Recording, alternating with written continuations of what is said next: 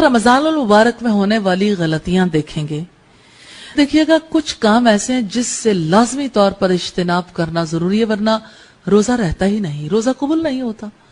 لیکن کچھ غلطیاں ایسی ہیں، کام تو وہ جائز ہیں، یعنی کیے جا سکتے ہیں، لیکن وہ جب بڑھ جاتے ہیں تو اس کی وجہ سے انسان کا روزہ متاثر ہو جاتا ہے، انسان کو نیکی کے مواقع میسر نہیں آتے.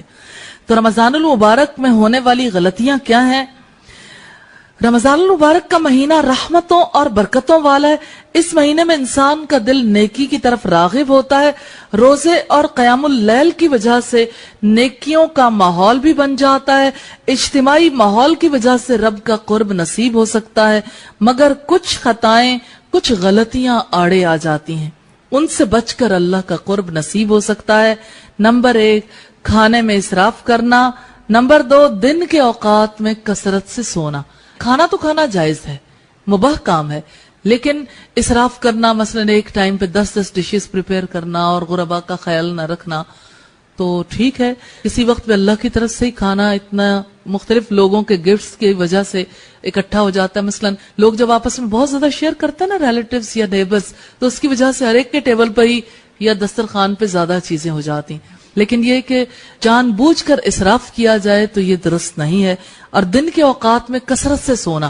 اکثر لوگ سوئے رہتے ہیں کہ سونے سے روزہ گزر جائے گا، تو روزے گزارنے مطلوب نہیں ہے، روزے سے تقوی مطلوب ہے. یہ بات بھول جاتے ہیں کہ تقوی کے کام کب کرنے، سیکھنے سے، کرنے سے ہی کام ہوں گے نا نیکی کے بھی. اسی طرح تیسری بات ہے لہو و لعب کے کاموں میں وقت ضائع کرنا. لہو و لعب کے کیا کام ہے؟ ویڈیو گیمز لگا کے بچے بیٹھے رہیں گے، بڑے انٹرٹینمنٹ پروگرامز دیکھتے رہیں گے، چلو ناول ہی ختم کر لیں، چلو آپس کی گپ شپ میں کسی طرح تو وقت گزرے.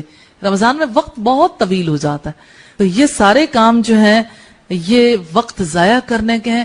رمضان برکت والا وقت ہے، یہ کل کرنے کے لیے نہیں ہے، فائدہ اٹھانے کے لیے. اسی طرح کچھ لوگ ہیں جو سحری میں جلدی کرتے ہیں اس طرح سے کہ ساری رات جاگتے رہے اور عین 2 بجے کے قریب نیند آ رہی ہے، فٹافٹ سحری کھائی اور سو گئے. اب دیکھیں گے جب فجر پڑھیں گے، فجر بھی اکثر لوگوں کی قضا ہوتی. تو سحری میں جلدی کرنا درست نہیں ہے. 5واں کام ہے افطار میں تاخیر کرنا. افطار میں بعض اوقات اس طرح سے تاخیر کر دی جاتی ہے کہ روزہ لیٹ افطار کیا جاتا ہے. دوسری بات یہ بھی ہوتی سم ٹائمز کہ افطاری کرتے کرتے تارے نظر آنے لگ جاتے ہیں. یعنی ابھی کرنا شروع کیا تھا تو بالکل اچھا بھلا دن چمک رہا تھا، اب کھانا ہے کہ ختم ہی نہیں ہو رہا. افطاری کرنا تو مباح ہے، آپ بے شک پورا کھانا کھا لیجئے. عام دنوں کے مقابلے میں مغرب کی نماز نسبتاً تھوڑی سی تاخیر کے ساتھ ادا کی جا سکتی، معمولی، اتنا کہ انسان اپنی ضروریات سے فارغ ہو جائے، لیکن اس کو بہت زیادہ بڑھا دینا درست نہیں ہے. پھر بد اخلاقی کا مظاہرہ کرنا، بدخلقی تو کسی حالت میں بھی جائز نہیں، لیکن رمضان میں یہ غلطی خاص طور پر اس لیے سامنے آتی ہے. لوگ کہتے ہیں ہمیں بھوک لگی ہے، غصہ بہت آتا ہے ہمیں بھوک میں، کسی کو پیاس کی وجہ سے غصہ آتا ہے، کسی کو نیند آنے کی وجہ سے غصہ آتا ہے. آپ اگر رمضان میں دیکھیں تو ایک عجیب کھچڑی پکتی ہے ہمارے گھروں میں، یعنی دن میں اٹھانا مشکل، سوئے ہوئے ہیں سارے گھر والے، روزہ لگ رہا ہے، مت اٹھائیں، ابھی بھی نہ اٹھائیں، ابھی بھی نہ اٹھائیں. اور اسی طرح سے بھوک لگ رہی ہو تو ہر کوئی، یعنی مائیں بچوں کو سکھاتی نہیں، نہ بڑوں کو سکھاتی، لہٰذا سب لوگ کیا کرتے ہیں کہ جو ہی دوپہر گزرتی ہے، ہائے روزہ لگ رہا ہے، مائیں بیچاری پریشان ہو رہی ہوتی ہیں، پھر کہتی ہیں اچھا چلو تم سوئی جاؤ.